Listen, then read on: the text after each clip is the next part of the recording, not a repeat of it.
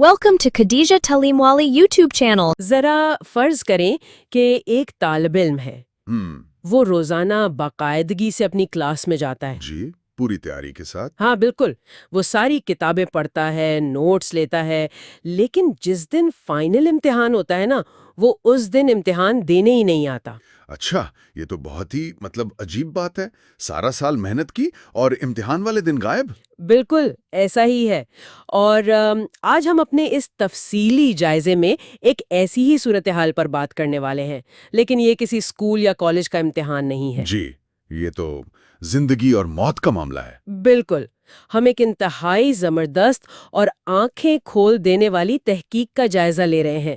یہ تحقیق شمالی نائجیریا کے علاقے زاریا میں کی گئی ہے۔ اور اس کا موضوع زچگی کے دوران خواتین کے ہسپتال جانے کے فیصلے پر ہے۔ ہاں، ہمارا مقصد آج یہ سمجھنا ہے کہ جب زندگی بچانے والا ہسپتال بالکل سامنے موجود ہو، مطلب چند قدم کے فاصلے پر، تو آخر وہ کون سی اندیکھی دیواریں ہیں جو لوگوں کو اس کے اندر جانے سے روکتی ہیں؟ یہ واقعی دیکھیں، یہ ایک ایسا موضوع ہے جو ہمیں صرف ہسپتالوں کے اعداد و شمار اور فائلوں سے نکال کر انسانی نفسیات کی گہرائی میں لے جاتا ہے۔ بالکل، اور پیچیدہ سماجی رویوں کی طرف بھی۔ ہاں، کیونکہ ہم اکثر یہ فرض کر لیتے ہیں کہ صحت کا مسئلہ صرف پیسے اور عمارتیں تعمیر کرنے سے حل ہو جائے گا۔ جی، حکومتیں تو یہی سوچتی ہیں نا۔ بالکل، حکومتیں سمجھتی ہیں کہ بس ایک جدید کلینک بنا دیا ہے تو لوگ خود بخود وہاں آنا شروع ہو جائیں گے، لیکن یہ جو تحقیق ہے یہ اس مفروضے کو مکمل طور پہ غلط ثابت کرتی ہے۔ صحیح، مطلب بلڈنگ بنا دینا کافی نہیں ہے۔ بالکل نہیں، یہ ہمیں بتاتی ہے کہ ایک ہسپتال کا جغرافیائی طور پر قریب ہونا اور لوگوں کا اس پر ثقافتی طور پر اعتبار کرنا، یہ دو بالکل ہی مختلف چیزیں ہیں۔ ٹھیک ہے، تو اس سے پہلے کہ ہم ان ثقافتی وجوہات کو کھولیں، میں چاہتی ہوں کہ ہم اس مسئلے کی شدت کو تھوڑا سمجھیں۔ جی، یہ بہت ضروری ہے۔ کیونکہ یہ کوئی چھوٹا موٹا مقامی مسئلہ تو ہے نہیں۔ اعداد و شمار بتاتے ہیں کہ ہر سال دنیا بھر میں حمل اور زچگی کی پیچیدگیوں سے 5 لاکھ سے زیادہ خواتین انتقال کر جاتی ہیں۔ 5 لاکھ؟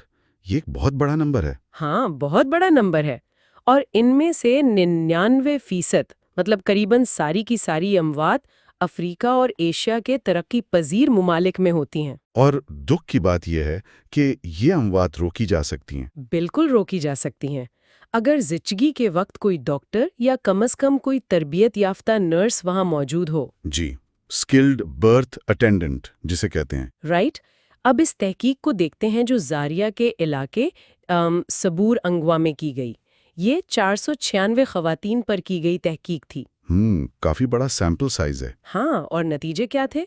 70% خواتین نے ہسپتال کے بجائے گھر پر ڈیلیوری کی۔ 70% نے؟ اور 78% معاملات میں تو کوئی تربیت یافتہ ماہر سرے سے موجود ہی نہیں تھا۔ لیکن رکیے، ٹھیک ہے، آئیے اس کو سمجھتے ہیں۔ مجھے یہاں ایک بات واقعی سمجھ نہیں آ رہی۔ جی، پوچھیے۔ احمد و بیلو یونیورسٹی ٹیچنگ ہسپتال اس علاقے سے صرف 2 کلومیٹر دور ہے۔ میں پھر کہوں گی، صرف 2 کلومیٹر۔ جی، 2 کلومیٹر کا مطلب ہے آپ پیدل چل کر بھی جا سکتے ہیں۔ تو پھر کیا واقعی یہ سہولیات کی کمی کا مسئلہ ہے؟ مطلب اگر سہولت دروازے پر ہے تو وہ اسے استعمال کیوں نہیں کر رہی؟ یہی تو وہ بنیادی سوال ہے جس نے محققین کو بھی حیران کر کے رکھ دیا۔ دیکھیں، جب ہم رسائی یا ایکسس کی بات کرتے ہیں نا، تو ہم عام طور پر اسے صرف سڑکوں اور گاڑیوں تک محدود کر دیتے ہیں، یعنی ٹرانسپورٹ کا مسئلہ سمجھتے ہیں۔ بالکل، لیکن اس تحقیق سے ثابت ہوتا ہے کہ رسائی کی کئی اور پرتیں بھی ہیں۔ سب سے بڑی رکاوٹ جسمانی نہیں بلکہ سماجی رسائی کی ہے۔ سماجی رسائی، اس کا کیا مطلب ہوا؟ اس کا مطلب یہ ہے کہ ایک عورت کے لیے ہسپتال 2 کلومیٹر دور ہو یا 200 کلومیٹر دور، اس سے تب تک کوئی فرق نہیں پڑتا جب تک کہ اس کے پاس اس فاصلے کو طے کرنے کا اختیار نہ ہو۔ مطلب فیصلہ کرنے کا اختیار۔ جی ہاں، جب درد ذیل شروع ہوتا ہے نا، تو اس وقت فیصلہ یہ نہیں ہو رہا ہوتا کہ ہسپتال کتنی دور ہے۔ تو پھر کیا فیصلہ ہو رہا ہوتا ہے؟ فیصلہ یہ ہو رہا ہوتا ہے کہ کیا اس عورت کی ساس، اس کا شوہر یا محلے کی جو بڑی بوڑھیاں ہیں، کیا وہ اسے ہسپتال جانے کی اجازت دیں گی یا نہیں؟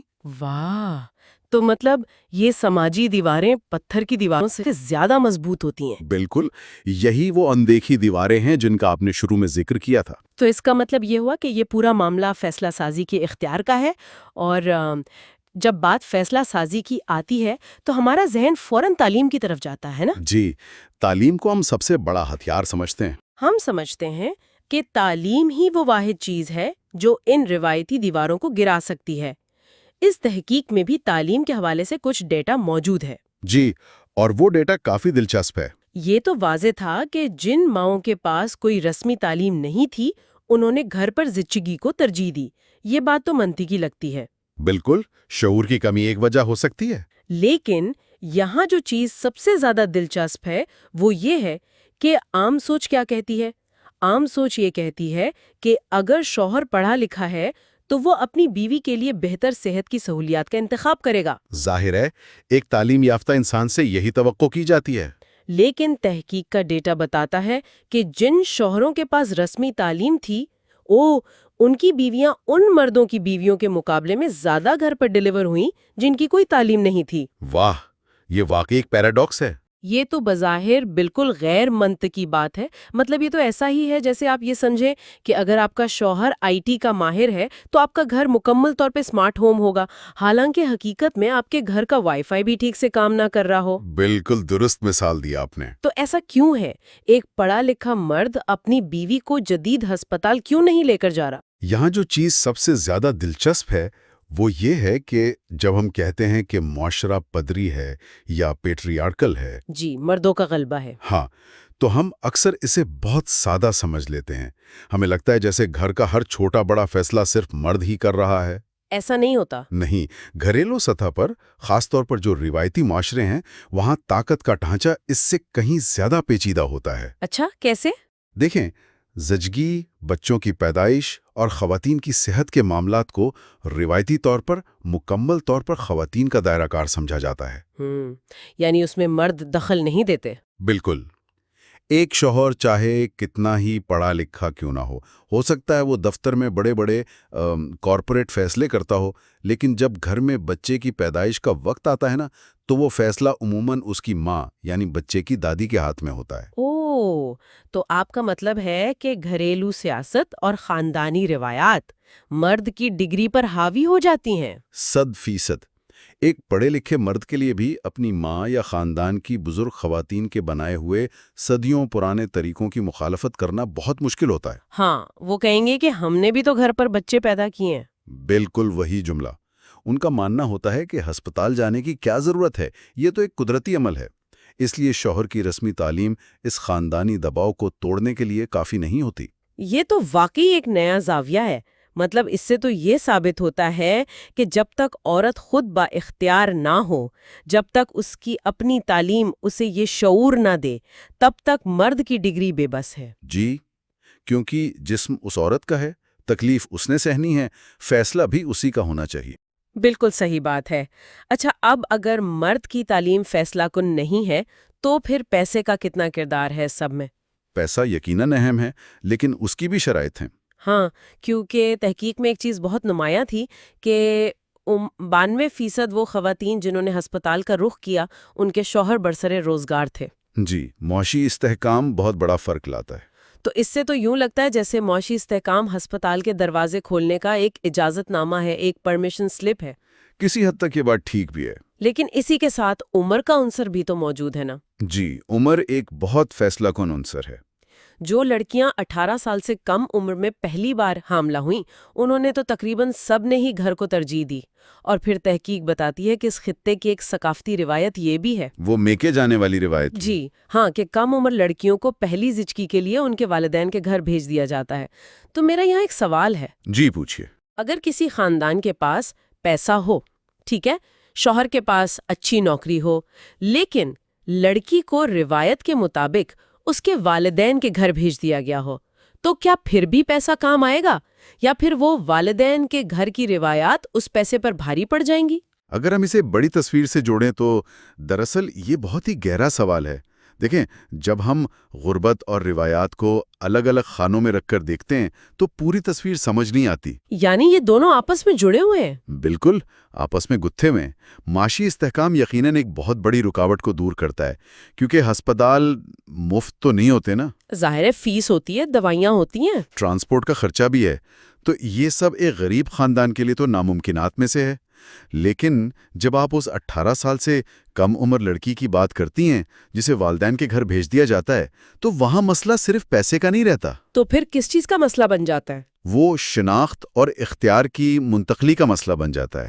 تھوڑا اس کی وضاحت کریں گے؟ یہ شناخت کی منتقلی سے آپ کی کیا مراد ہے؟ دیکھیں، جب ایک 15 یا 16 سال کی بچی اپنے والدین کے گھر واپس جاتی ہے تو وہ دوبارہ سے ایک بچی کے کردار میں آ جاتی ہے۔ اوہ ہاں، میں سمجھ رہی ہوں۔ اگر شوہر کے گھر میں اس کی تھوڑی بہت چلتی بھی تھی تو میکے جا کر وہ مکمل طور پر اپنی ماں، نانی یا دادی کے فیصلوں کے تابع ہو جاتی ہے۔ اور ان بڑی عمر کی خواتین کے نزدیک ہسپتال جانا شاید کوئی عیب سمجھا جاتا ہو۔ بالکل، یا وہ اپنی اس مقامی روایتی دائی پر زیادہ بھروسہ کرتی ہوں۔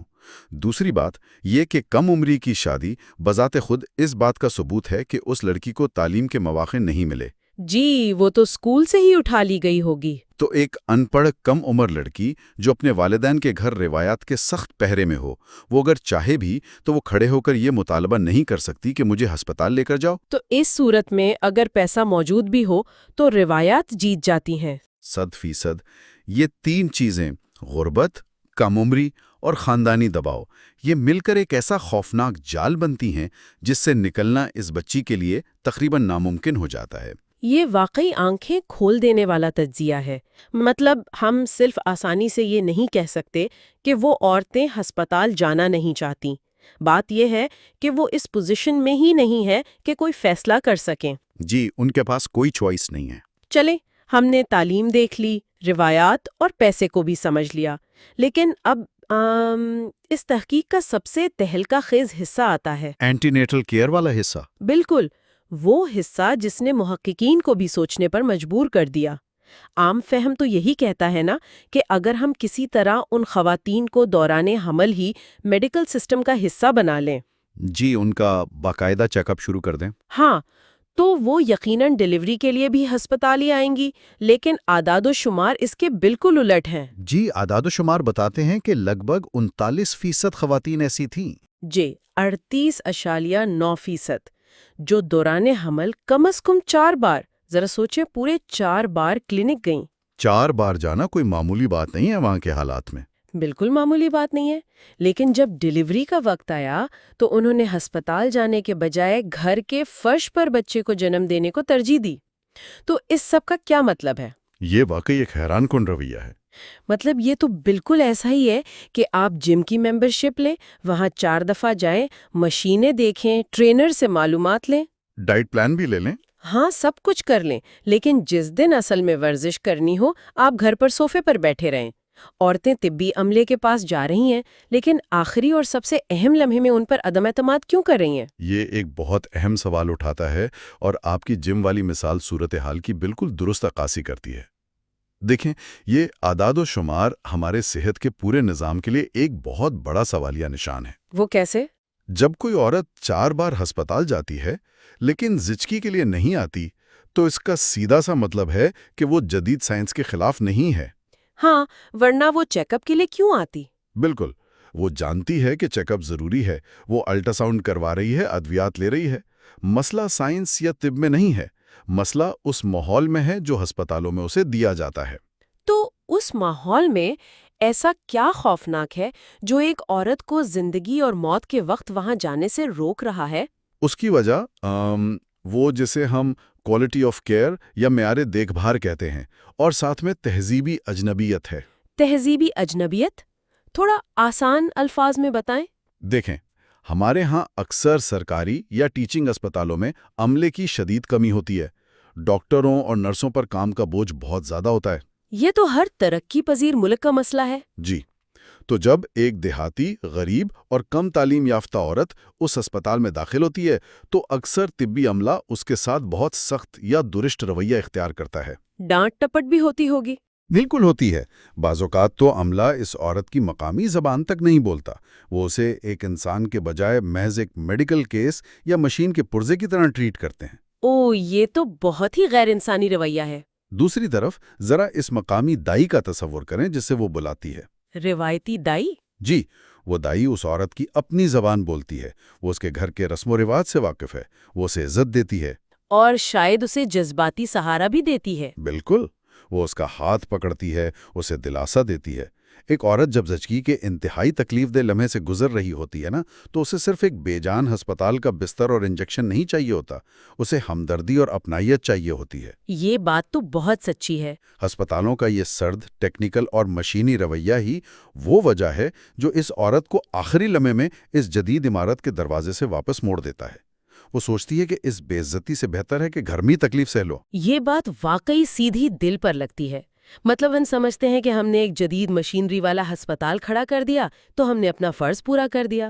جی، بس ہمارا کام ختم۔ ہم یہ بھول جاتے ہیں کہ مریض کوئی مشین نہیں، ایک جیتا جاگتا انسان ہے جسے جذباتی سہارے کی اتنی ہی ضرورت ہے جتنی دوائی کی۔ بالکل صحیح کہا آپ نے۔ تو پھر اس سب کا حل کیا ہے؟ اگر اربوں روپے لگا کر 2 کلومیٹر دور ہسپتال بنانا کافی نہیں ہے تو پھر اس پیچیدہ مسئلے کو کیسے سلجھایا جائے؟ تحقیق کے اختتام پر کچھ تجاویز دی گئی ہیں۔ جی، بہت ہی ٹھوس تجویزیں ہیں۔ میں چاہوں گی کہ ہم ان پہ ذرا بات کریں۔ سب سے پہلی تجویز لڑکیوں کی تعلیم کی دی گئی ہے، اور خاص طور پر یہ کہا گیا ہے کہ کم از کم سیکنڈری اسکول تک تعلیم دی جائے، پرائمری پر زور نہیں بلکہ سیکنڈری پر۔ ایسا کیوں؟ اس کی وجہ بہت ہی عملی ہے۔ دیکھیں، جب ایک لڑکی سیکنڈری اسکول یعنی ثانوی درجے تک تعلیم حاصل کرتی ہے تو وہ صرف پڑھنا لکھنا ہی نہیں سیکھتی۔ تو اور کیا ہوتا ہے؟ اس کی سوچ تبدیل ہو جاتی ہے، اس کی عمر میں بھی اضافہ ہو جاتا ہے۔ وہ 15 یا 16 سال کی عمر میں بیائی نہیں جاتی بلکہ 18 یا 20 سال تک پہنچتی ہے۔ یعنی ہم بیک وقت 2 مسائل حل کر رہے ہوتے ہیں، کم عمری کی شادی بھی رک گئی۔ جی بالکل، اور دوسرا، اس میں اتنا شعور اور اعتماد آ جاتا ہے کہ وہ خاندانی دباؤ کا مقابلہ کر سکے۔ وہ جدید طبی عملے کے سامنے اپنی بات اعتماد سے رکھ سکتی ہے۔ وہ ہسپتال کے سرد ماحول سے اتنا خوفزدہ نہیں ہوگی جتنا ایک ان پڑھ اور کم عمر بچی ہوتی ہے۔ جی ہاں، وہ اپنا حق مانگ سکتی ہے۔ یعنی سیکنڈری تعلیم دراصل اسے وہ سماجی پاس دے دیتی ہے جو اسے فیصلے کرنے کے قابل بناتا ہے۔ بالکل ایسا ہی ہے۔ اور دوسری تجویز جو مجھے واقعی بہت حقیقت پسندانہ لگی وہ روایتی دائیوں کے حوالے سے ہے۔ جی، ٹی بی ایز یعنی ٹریڈیشنل برتھ اٹینڈنٹس۔ اکثر ہم دیکھتے ہیں کہ جدید میڈیکل کا جو نظام ہے وہ ان دائیوں کو مکمل طور پر مسترد کر دیتا ہے، ان کو ویلن بنا دیتا ہے۔ انہیں غیر قانونی یا خطرناک قرار دے دیا جاتا ہے۔ ہاں، لیکن یہ تحقیق تجویز کرتی ہے کہ انہیں نظام سے باہر نکالنے کے بجائے ان کی تربیت کی جائے۔ یہ نقطہ نظر کیوں ضروری ہے؟ کیونکہ یہ وہ حقیقت پسندی ہے جس کی ہمارے پالیسی سازوں کو بہت سخت ضرورت ہے۔ مطلب ہم انہیں نظر انداز نہیں کر سکتے؟ بالکل نہیں۔ آپ صدیوں پرانی ثقافت اور لوگوں کے بھروسے کو راتوں رات کسی ایک سرکاری نوٹیفیکیشن سے تو ختم نہیں کر سکتے نا۔ جی، وہ لوگ ان پر اعتماد کرتے ہیں۔ بالکل، وہ دائیاں ان کے دکھ درد کی ساتھی ہوتی ہیں۔ اگر جدید نظام انہیں اپنا دشمن بنا لے گا تو لوگ نظام سے مزید دور ہو جائیں گے۔ یہ تو الٹا نقصان دہ ہوگا۔ اس لیے بہترین حکمت عملی یہی ہے کہ ان مقامی دائیوں کو جدید اور محفوظ زچگی کی بنیادی تربیت دی جائے۔ انہیں سکھایا جائے کہ حفظان صحت کا خیال کیسے رکھنا ہے اور کن پیچیدگیوں کی صورت میں عورت کو فوراً ہسپتال لے کر جانا ہے۔ تو اس طرح وہ دائی ایک رکاوٹ بننے کے بجائے ایک پل کا کردار ادا کرے گی۔ جی، وہ کمیونٹی اور ہسپتال کے درمیان موجود خلیج کو پاٹ سکتی ہے۔ وہ اس سرد ہسپتال اور گھر کی گرم جوشی کے درمیان کی کڑی بن سکتی ہے۔ زبردست۔ اور ظاہر ہے تیسری تجویز وہی غربت کا خاتمہ اور آمدنی پیدا کرنے والے منصوبے ہیں، کیونکہ جتنا بھی شعور آ جائے، اگر جیب میں ہسپتال تک جانے کا کرایہ ہی نہیں تو باقی سب باتیں بیکار ہو جاتی ہیں۔ جی، معاشی خود مختاری کے بغیر تو کچھ بھی ممکن نہیں۔ اس تمام بحث کو سن کر اور ان زاویوں کو سمجھ کر مجھے ایسا لگتا ہے کہ یہ تحقیق صرف نائجیریا کے کسی ایک علاقے کی کہانی نہیں ہے۔ بالکل نہیں، یہ تو ایک عالمی حقیقت ہے۔ یہ دنیا بھر کے کسی بھی اس معاشرے کا آئینہ ہے جہاں روایات اور جدیدیت آپس میں ٹکرا رہے ہیں۔ بالکل، یہ تحقیق ہمیں ایک بہت اہم سبق دیتی ہے، اور وہ سبق یہ ہے کہ انسانی رویے اور ثقافت وہ کسی بھی جدید انفراسٹرکچر سے کہیں زیادہ طاقتور ہوتے ہیں۔ یعنی عمارتیں ثقافت کو نہیں بدل سکتی؟ نہیں بدل سکتی۔ ہم اکثر صحت عامہ کے مسائل کو صرف انجینئرنگ یا سپلائی کا مسئلہ سمجھ لیتے ہیں۔ ہم سوچتے ہیں کہ بس بلڈنگ کھڑی کر دو، دوائیاں پہنچا دو تو کام ہو گیا۔ لیکن ایسا ہوتا نہیں ہے۔ نہیں ہوتا۔ یہ تحقیق چیخ چیخ کر کہہ رہی ہے کہ جب تک آپ انسانوں کی سماجی، ثقافتی اور نفسیاتی ضروریات کو نہیں سمجھیں گے، آپ کی تمام تر سرمایہ کاری، وہ اربوں روپے، سب ضائع ہو سکتے ہیں۔ یہ بالکل درست کہا آپ نے۔ ہم اکثر یہ سوچتے ہیں کہ ترقی صرف سیمنٹ اور اینٹوں کا نام ہے، لیکن ذرا سوچیں، اگر ہم اس عورت کے خوف کو دور نہیں کرتے، اگر ہم اس کی ساس کے ذہن کو نہیں بدلتے، اور اگر ہمارا طبی عملہ اپنا رویہ نہیں بدلتا، بالکل، اگر ہسپتالوں کا عملہ مریضوں کو انسان سمجھ کر ان کا دکھ نہیں بانٹتا، تو کیا ہم دراصل صحت عامہ کے نام پر محض خالی کمرے تعمیر نہیں کر رہے؟ واقعی محض خالی کمرے ہی ہیں؟ ایک ایسی شاندار عمارت جس کے دروازے تو سب کے لیے کھلے ہیں، لیکن ایک پوری ثقافت اس میں داخل ہونے سے ڈرتی ہے۔ یہ واقعی ہم سب کے لیے سوچنے کا ایک بہت بڑا مقام ہے۔ جی، ہمیں یہ سوچنا ہوگا کہ کیا ہم بیماری کا اصل علاج کر رہے ہیں یا صرف علامتوں پر پٹیاں باندھ رہے ہیں؟ بالکل صحیح کہا آپ نے۔ آج کے اس تفصیلی جائزے کے لیے بس اتنا ہی۔ مجھے امید ہے کہ اس گفتگو نے واقعی کئی حوالوں سے معاملات کو دیکھنے کے ہمارے زاویے بدلے ہوں گے۔ بہت شکریہ۔ Thank you for watching Khadija Talimwali YouTube channel.